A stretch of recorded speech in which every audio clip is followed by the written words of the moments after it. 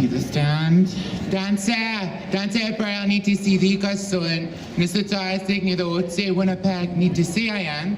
Hello, Anine. My name is Braille Beardy Linklater, and I'm from the Nisituayasi Cree Nation, formerly known as Nelson House, which is just outside of Thompson. How's everybody today? Happy Pride. Say it with me. Happy Pride. Come on, you guys, one more time. Happy Pride. Yes, come through. Queer people, migrant people, people with disabilities, Indigenous people, Two-Spirit people, everybody else within that intersects the queer community. I'm here for you. I'm here for all of us. So I would like to acknowledge that we are on Treaty 1 territory, gathered here on the ancestral grounds of the Two-Spirit people. Manitou exists here, and is here with us today, with the Two-Spirit people, with myself. Yesterday was the Two-Spirits powwow, and it actually was the first time that I've ever entered a powwow, anything, and I actually won the pageant, so I'm Manitoba Two-Spirit Ogichita. Hope I said that right.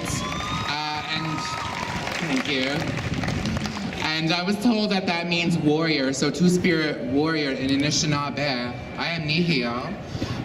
Here's my, actually, stay there, elder. Stand.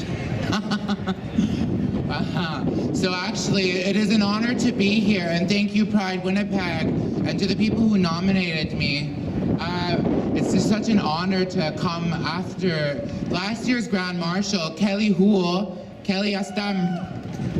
I want to honor my elder, who was last year's Grand Marshal, in the theme of resurgence, and I want to practice that. This is my elder. This is last year's Grand Marshal. Give her a round of applause, everybody. Okay, well, see, she's tired from last night. Aww. It's amazing to have my community around me. You know, I've been in Winnipeg for just over a year, you know, and I left Thompson fleeing violence, and I was lonely, and I had no community here, and I was homeless, and I was facing all sorts of barriers that prevented me from doing well in this city, you know. Last year was a really rough year for me, you know, facing sexual assault on these streets where I had nowhere to go, where I was hungry. And you know, the people who looked after me were the people on the streets, the poor people, people in our communities, the people who are suffering under the oppressive, you know, systems that they don't need to be under because they don't include them. You know, we live in a time where housing is so not affordable, super expensive, you know, and for people of the queer community, most of us have always lived poor, and that includes myself. You know, this year, as Grand Marshal this year, I actually found that I couldn't participate in a lot of things because of the financial barriers. You know, there's a lot of money put into Pride every year from big corporations. But what about our communities? What about other times in the year where queer people need help, where trans people need help, where migrant people need help? And what about the sex workers? Most of the sex workers belong to the queer community, you know, and I know I've recognized that the history here on this land of Two-Spirit people, dating back to 1987, that the Two-Spirit people were sex workers because they were, you know, they were more so throwaways than runaways, because we know that homophobia and transphobia was rampant within the families and in First Nations communities. So those people came here.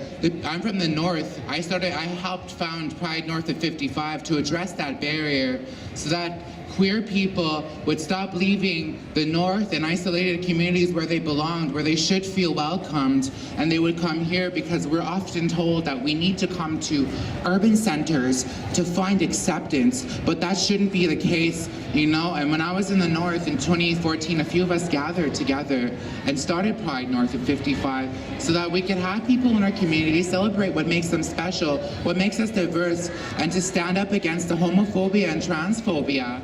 So I'm honored to carry this legacy here. Last year, I got to be a part of Steinbach Pride, and I spoke at that one too. And you know, this year's theme is My First Pride, and it is really such an honor, and I'm hoping, you each and every one of you are enjoying this. I actually just want to, honor the youth Grand Marshal, and the message that they brought was so powerful. Give a round of applause for Janine. I also just want to give, this title that I'm wearing. I've started, as of yesterday, I'm living my truth as a two-spirit warrior, and what that means. In 2013, my elder, Amagakikipanes of the Saging First Nation, told me that I was two-spirit, and I honored that, and I believed her, And along this journey, I found myself, what my two-spirit identity meant to me, and that's, I have my elders to thank, I have Kelly Holt to thank, I have Albert McLeod, again, Alma Gakikipanis, Charlotte Nolan, Gail Pruden, and my elder Barbara Bruce, who gifted me, the gift of healing, and gave me my traditional role. So I want to honor my two-spirit elders and all the other two-spirit people that have died, and those who are murdered and missing, who are left out of the inquiries, who never get a mention. For those two-spirit people who were sex workers, who were brutalized by police, who were murdered by Johns on the streets, dating back until way back in the 60s and until now. I just want to honor those people, because it is because of them that I'm here today, living my truth, living out proud. We all owe it to those people, and I want to take it back to those people, and I want to celebrate them because they have long forgotten. But it's because of those people we are here today. And I also want to take this movement back to the New York Stonewall riots, because this movement started as a queer liberation movement and as a resistance to the police brutality. Marsha P. Johnson and Sylvia Rivera were people that I looked up to, and I'm proud to carry their long legacy of, revolutionary activism. They really stood for something, and they fought for people on the street. They fought for queer people. They fought for people of color, and they fought for sex workers. They actually funded a thing called STAR, which was a Street Transvestite Action Revolutionary Movement. I can't remember. The acronym was STAR, point being the acronym was STAR. And they started organizations up on the street to help those queer people so that they were no longer susceptible to violence. We know that queer people are the most marginalized people in our community and the most disproportionately affected by poverty. And that's the case here in Treaty 1. Two-spirit people are the most marginalized. Two-spirit people are the ones suffering with substance abuse issues and a lot of other things, facing high levels of violence, being on the streets, having nowhere to go, having census reports that don't include us because their language is too buried. The language is too binary, and it is a barrier.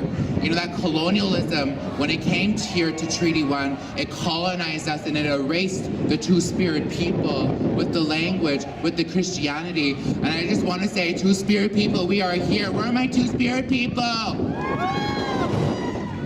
I want to hear you. Where's my two-spirit people? Where are my QPAC fam? My QPAC, where are you at? Where are my migrants?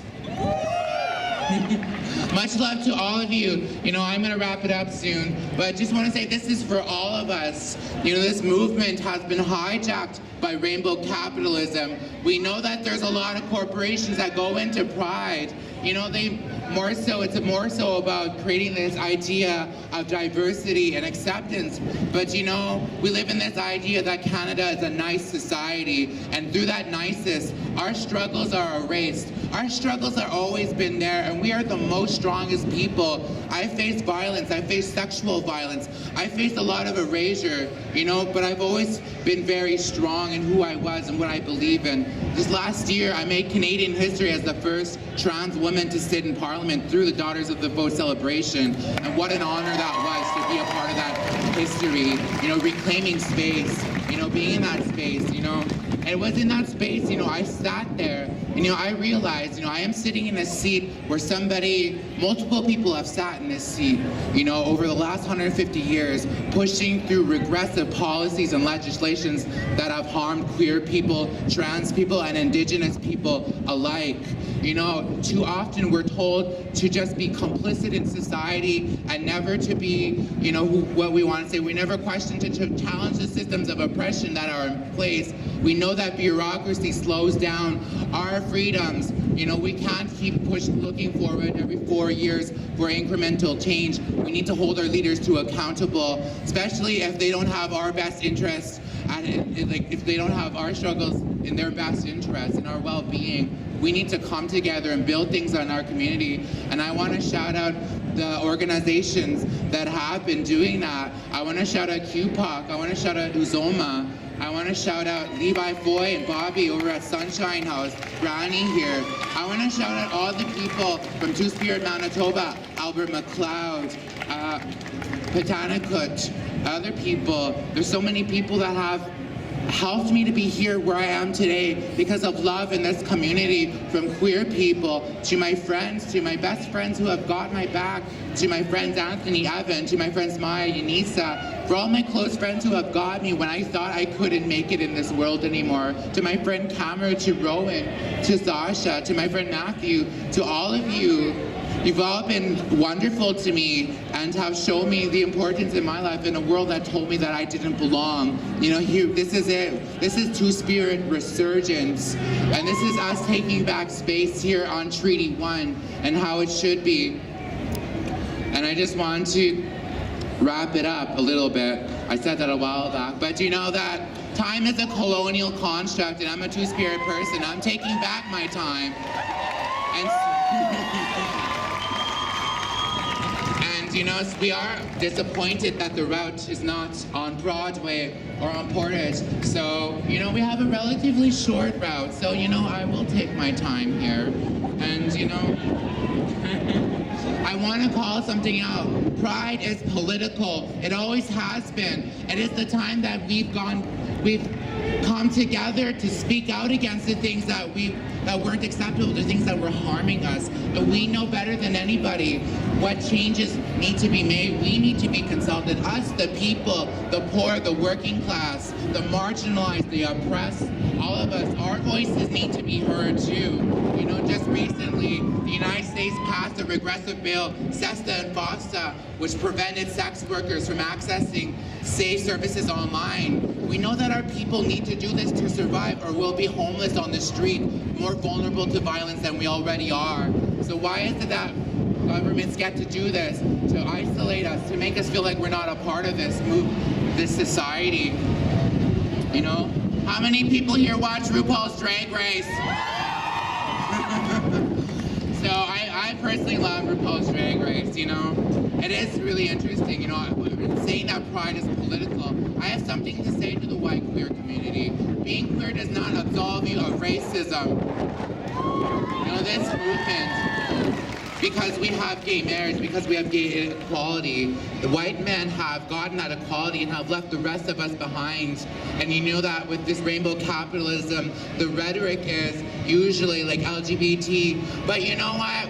Stop saying LGBT when you really just mean white gay male, because we're all left out of that dynamic. You have a responsibility to speak up for the rest of us, because we don't have your privilege. We are still fighting to be heard and to be seen. So please, allies, white queer allies, white allies, cis-het allies, speak up for us. Hear our stories, listen to us, see us as people. And I want to bring it back to RuPaul's Drag Race. How many have been watching season 10?